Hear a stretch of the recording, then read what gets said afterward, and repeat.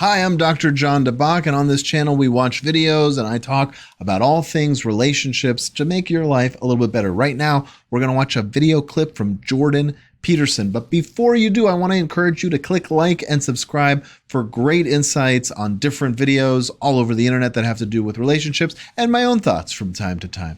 Without further ado, let's watch this clip on answering the question, why even get married?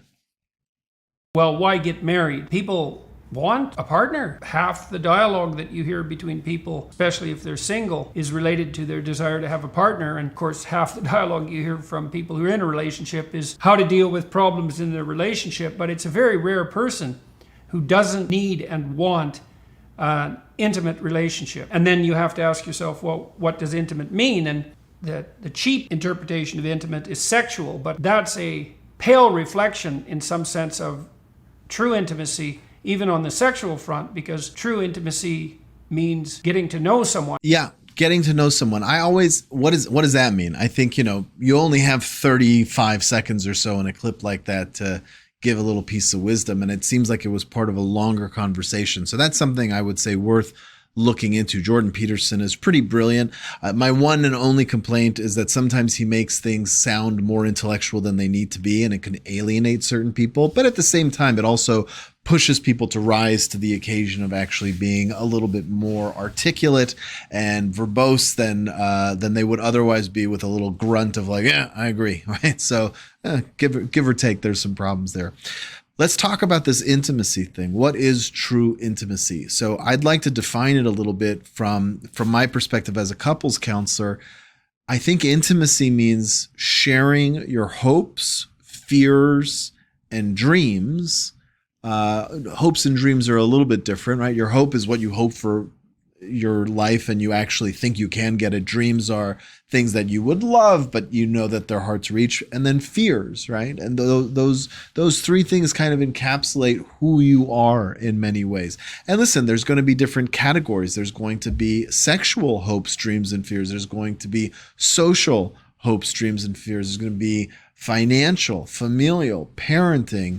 There's going to be affection, right? Which is different than sexual, just how you want to be showered with love and affection. It's very different than just, it might include sexual, but it's going to include much more than that.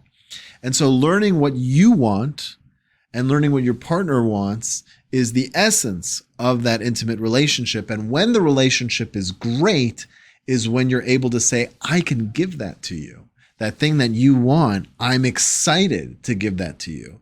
And by talking to you, I have discovered something that I really want. Because most of us repress what we really want because we don't know if we can get it. And so we never articulate it. We never dive in and figure out, well, that's what I really need, to the point where we can understand how many times a week or a month I actually want sex. Am I more of a kind of person who wants a hug versus a Post-it note with a compliment, right? Figuring out exactly what makes our heart sing with joy is a process.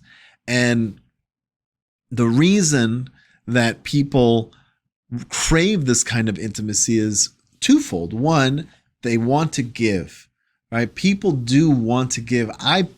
This is a personal thing. It's not something that I have empirical data for, I should clarify. But I think most people, when they find joy, realize that the higher the joy, the more it has to do with other people. So you can get an amazing massage, you can get an amazing meal, you can buy a beautiful home.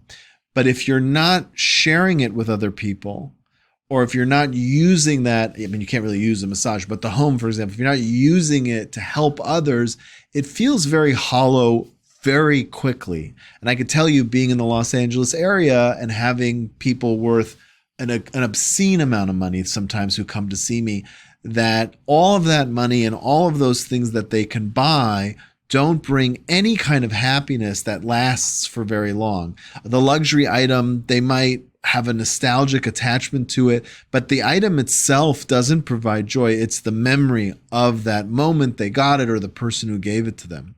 And so on one hand, you have this idea that we want to connect with people and give to them because it's fun to be the messenger of joy and goodness. And on the other hand, the intimate relationship forces us to ask of ourselves, well, what do we really want and need? And then when we get what we need, it's a beautiful circle, because then we can express gratitude. And giving that gratitude is another way to give. And then when the person feels it, they feel gratitude and give it right back. And so that's when relationships really start to fly off the shelf with joy, is when you're happy to give, and when you receive, you're happy to express gratitude, and then the person gives you and you express gratitude, and then you find another way over here to give to them. And so it's this cycle of generosity. And you find in couples, it's not so common, but the proof to me when this really all started to come together is when I found older couples who had means and had so much love in their life that it was oozing out of them, and they started philanthropic causes because there was just too much to give. They felt so full. Their cup essentially was so full. It was runneth over, if you want to use the biblical, kind of phrasing, and they wanted to give. And so these are people who started charities or people who started, giving circles or whatever it is. And it's really beautiful to watch, because then they're united in this sense of generosity, and it makes for a really inspiring couple to look at and use as a role model. I hope this was helpful to you. My name is Dr. Jon Dabach. Don't forget to click that like and subscribe. And on the screen, you'll see a couple other videos with brilliant insights about how to have the best relationships in the world. See you next time.